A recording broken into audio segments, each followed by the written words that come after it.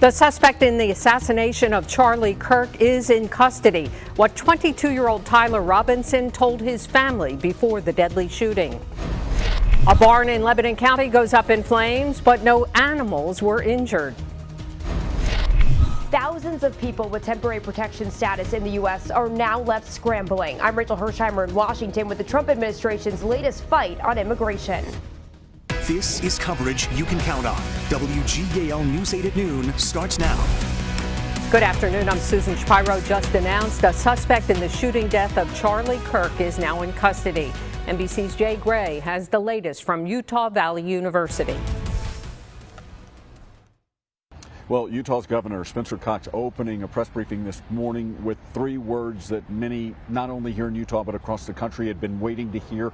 We got him. An investigation that moved very rapidly over about 33 hours, finding and arresting the suspect in the assassination, Tyler Robinson, who apparently was recognized by family members in video released from the incident by the FBI.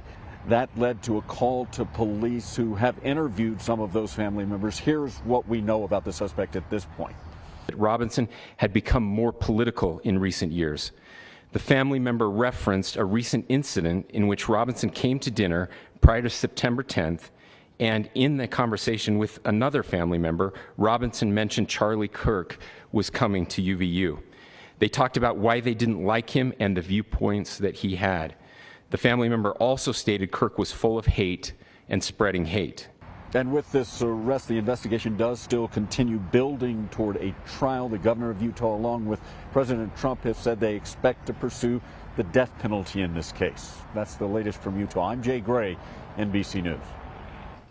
News 8 is continuing to follow this developing story. Our team coverage continues in the next half hour of WGAL News 8 at noon. Plus, we'll have more beginning on News 8 at 4. We'll also have the latest online at WGAL.com. A fire caused the roof of a barn to collapse this morning in Lebanon County.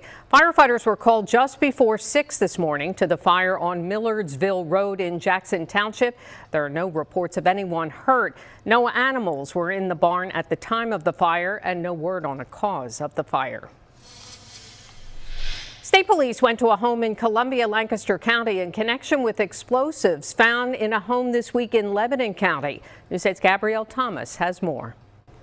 Emergency dispatchers initially said investigators responded to a home on Avenue H and Columbia 4 shots fired call. But state police say it was connected to the discovery of more than a dozen explosives in a Lebanon County home earlier this week.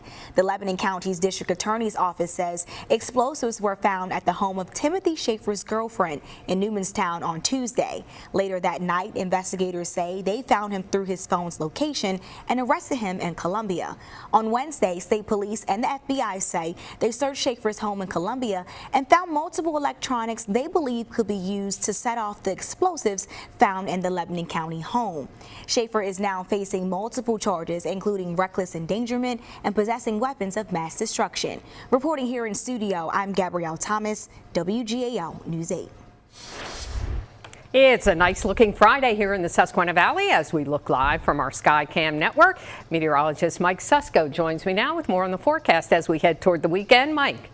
Hey, good afternoon, Susan. It was a fantastic Friday out there when it comes to the weather. Highs in the low 80s today, and it looks like that continues as we head into the weekend. So if you have any weekend plans, you should be good to go with that. And temperatures actually increase a little bit for your Saturday and Sunday. The rainfall deficit will continue, though, over the next 10 days. We are now below average for this point in the year. So we are now starting to see a deficit there, and that looks to only grow over the next 10 days. In Gettysburg right now, in Adams County, you can see a mix of some blue sky and clouds. It's currently 77 in Gettysburg with winds out of the north-northeast around 3 miles per hour, and 75 in Lancaster. Harrisburg, you're right in between at 76. Same thing in York, and 78 for Chambersburg. But Storm Team Live Radar Network showing high pressure still in control. As we go through the 12-hour forecast today, you will see temperatures getting right around 82 with a mix of sun and clouds. But overall, a nice day. Should be good for any evening plans, including Football Friday later on tonight here. And we'll have the rest of that forecast coming up in just a little bit. All right. Thank you, Mike. A Franklin County man is in custody after police say he took off his ankle monitor and was on the run with a knife. State police say 22-year-old Robert Guilfoyle was arrested Wednesday night, although they have not said where or how. They say he left his Chambersburg home this week, violating his parole on a drug charge, and told a probation officer that if caught, he would try to force police to have to kill him.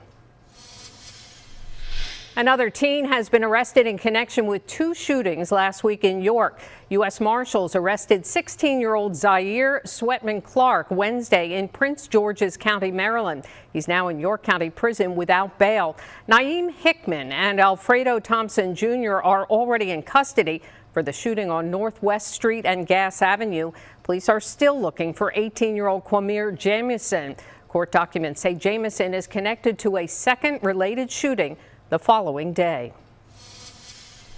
A man is charged with recording sexual videos of a minor in Lancaster County.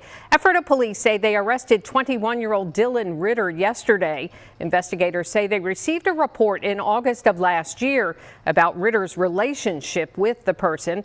Police say during an interview with officers, Ritter admitted he knew the victim was under the age of 18. A Cumberland County man was sentenced to up to 5 years in prison for attempted kidnappings in Lancaster County. The Lancaster County District Attorney's Office says 43-year-old Jared Swigert assaulted and tried to kidnap 6 people last October on River Road in East Donegal Township. The DA's office says Swigert followed people to a gas station and then tried to open their car doors. Investigators say he also grabbed a woman and tried to pull her down a flight of stairs. The Trump administration is continuing its crackdown on illegal immigration. News 8's Rachel Hersheimer reports from Washington on who's being impacted. Temporary protection status, also known as TPS, for people from Nicaragua and Honduras has come to an end. The Department of Homeland Security can designate TPS to nationals of specific countries if the conditions there are not safe. Hondurans and Nicaraguans have been able to live and work in the U.S. for 25 years.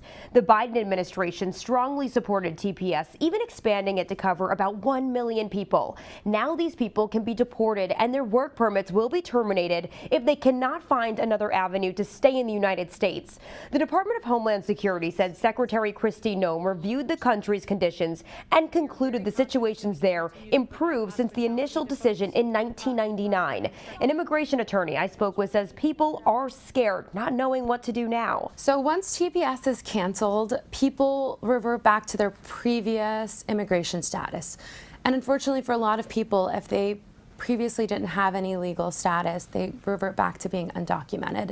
And with that, they lose their employment authorization. TPS status for some Venezuelans and Haitians was set to expire recently, but a federal judge blocked the administration from ending their legal protections, impacting more than 1 million people. In Washington, I'm Rachel Hersheimer.